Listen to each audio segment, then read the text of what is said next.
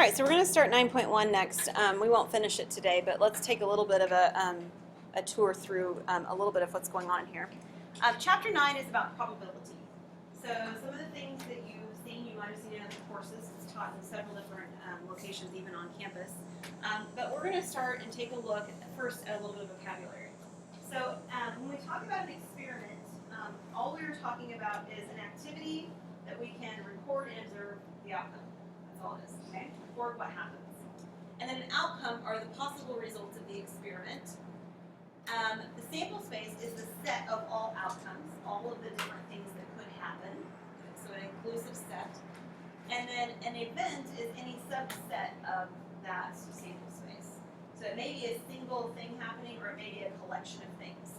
So imagine if you rolled dice, okay? So if we roll the dice, an event would be rolling a 1, or rolling a 6, okay? But an event also could be rolling an even. Okay, so it can include several options happening. Outcomes are each of the individual outcomes, each of the individual things that could happen. And then a sample space would just simply be a list of all of the things that could happen. Okay, so we're going to do, in fact, you know what, let me write that down. So let's say that we have,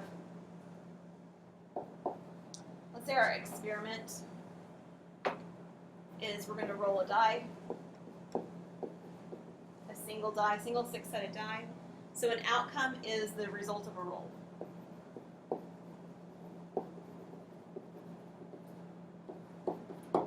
So maybe you roll it and you get a 6. So 6 would be an outcome. Okay? The sample space would be a collection, and we write it in curly braces, of all of the outcomes. So for a standard six-sided die, the sample space would look like this. Just a collection of all the outcomes. And then the event is a subset or a smaller description, any subset of that sample space. So for example, it might be something like roll an even. So if I were to write that out, that would mean rolling to a 2, a 4, or a 6. So that's the difference between these three descriptions. All right, within probability, we have something called the law of large numbers. This is Bernoulli's theorem. And it says if an experiment is repeated a large number of times, then the probability will approach a fixed number. So, for instance, if you had a coin, heads and tail coin, and you flipped it a large enough number of times, you would expect to have an equal number of heads and an equal number of tails. That's the expectation. So that would actually mean that the number of ways that your event happens divided by the number in the sample space approach this fixed probability. Okay? So this notation means the number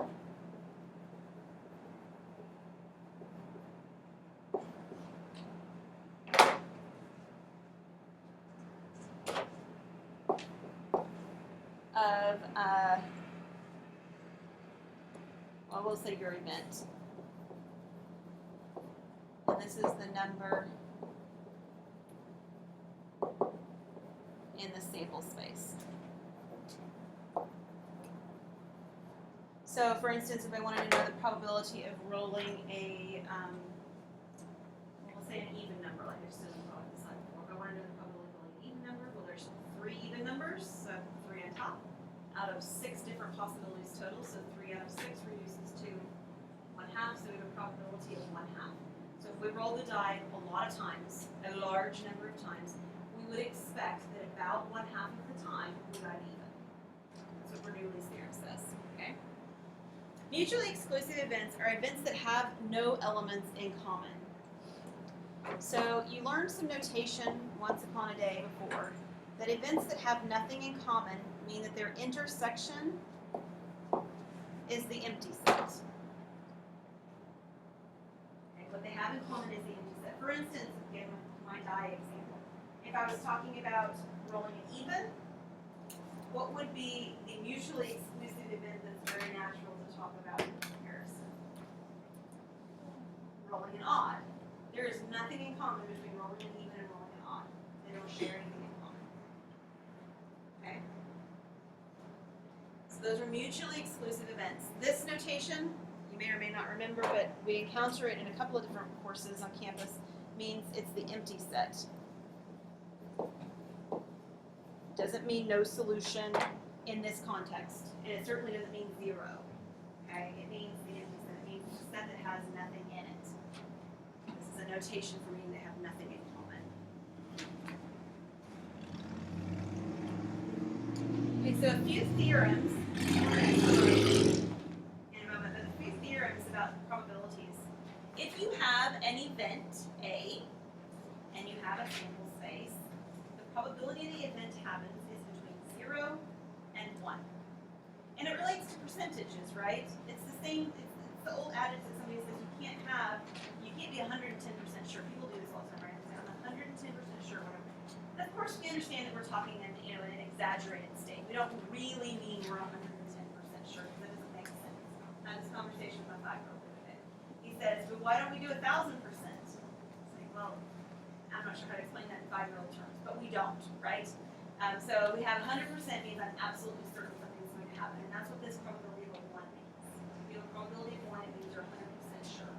Probability of 0 means 0%. It's never going to happen. It's never going to happen, okay? So if you talk about the probability of the sum or of an event, it's actually equal to the sum of the individual probabilities. So let's roll our 6-sided die again here. If we wanted to talk about the probability of rolling an even, okay, so this is a notation that says probability of an even. The probability of rolling an even is going to be the probability of rolling a 2 plus the probability of rolling a 4 plus the probability of rolling a 6. So what is the probability of rolling a 2?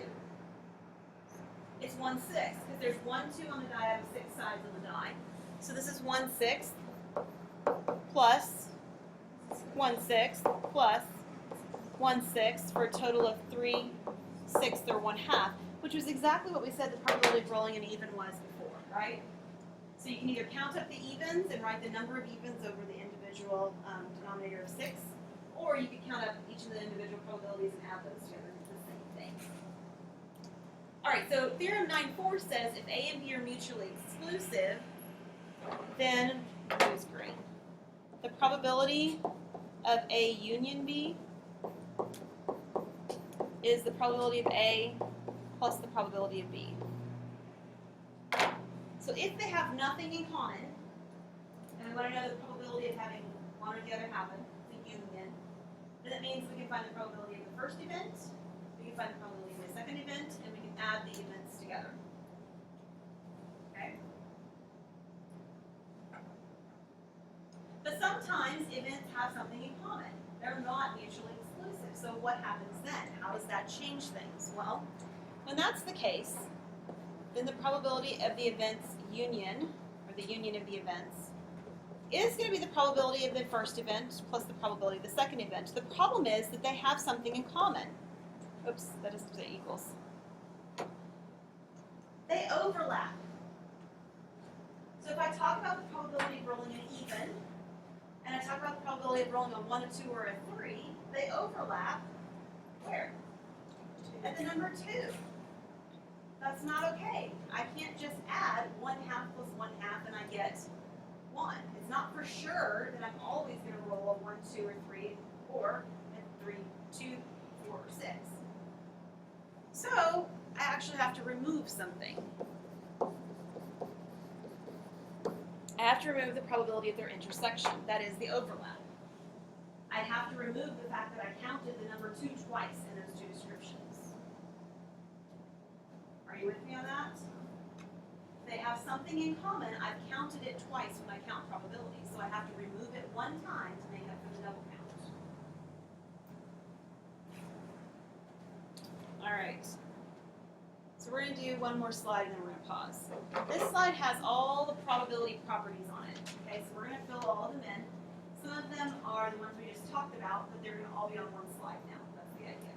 Okay, so the first one is the probability of the empty set is 0. This is an impossible event.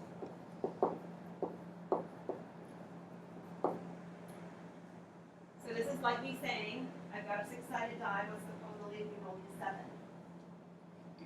It is impossible, there's not a 7 on the die, I can't have it happen. Yes, but I've only got 1. Alright, so this is an impossible event. Now, the next one is that the probability of the whole sample space is 1. This is called a certain event.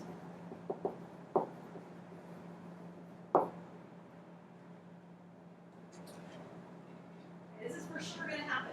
So then if I said, what's the probability of me rolling a 1, 2, 3, 4, 5, or 6, you'd say 1. I mean, I'm going to do one of those, right? I'm going to roll the die. It's going to have something. It's not going to land on its side. So just stare at that. Something like that. Okay, certain event. I'm going to roll one of those items. And then in general, the probability of any other event is between 0 and 1. Okay?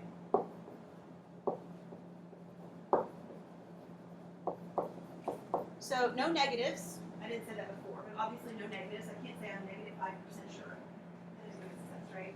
Nobody talks like that because that doesn't make sense. And we don't talk about being more than 100% sure when we're really truly talking about probabilities. Okay? It doesn't work like that. 100% means it's going to happen. Okay? All right, and then these last three have to do with those mutually, well, two of them have to do with those mutually exclusive ideas. So if the events are mutually exclusive, right, they have nothing in common,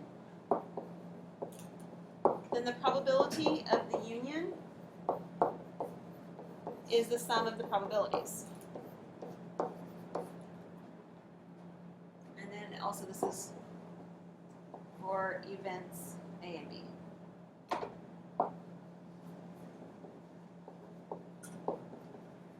And then the comparison of this is what happens if they're not empty. Okay, it's not the empty sentence. In other words, they have something in common. So if you want to write yourself a note what that means, it means they have something in common. Then the probability of the union is the sum of the probabilities minus the probability of the intersection. Because we have to remove that double count. Again, this is for events A and B. I'm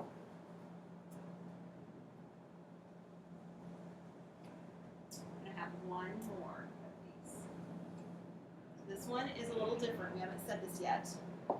Do you remember from Math 1, this is where this notation comes from, what that notation means? What is it? It means everything except. That's a good way to describe it, Lexi. Everything except. The math lingo for it is called complement. The complement of A means everything that's not in A. That is, we want not A to happen. Okay, so we're talking about raining. The complement is not raining. It's not sunshining. It's not raining. Okay?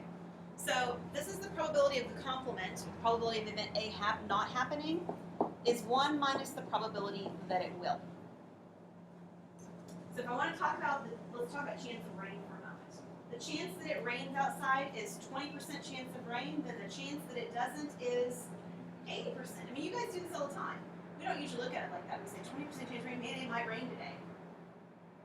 Or 80% chance it won't, right? We don't think about it that way, but that's what we do, right? That's the reality. The reality is if it's 20% chance of rain, it's 80% chance it doesn't. And we're using this when we do this, okay? So this is for any event A.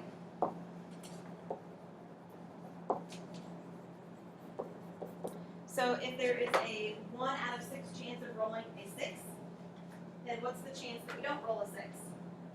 5 out of 6. Okay? Alright, so that's the last one right there we're going to use. And usually at the point when this comes in handy, you really want to use it. You really don't want to do the other option, okay? So when we come into this using this, we want to use this for sure.